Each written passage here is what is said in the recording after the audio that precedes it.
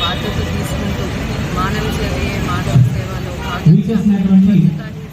He సేవ అనేది మనం ఉద్యమంలాగా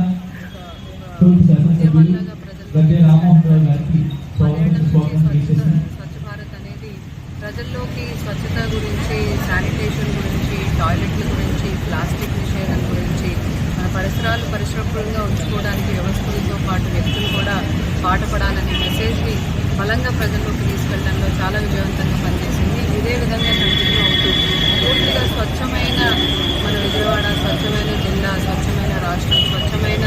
దేశంగా మనది పరిణమిల్లాలి అనేది స్ఫూర్తిగా ఈరోజు మనం జరుపుకోవడం జరుగుతుంది. ప్రతి ఒక్క గ్రామంలో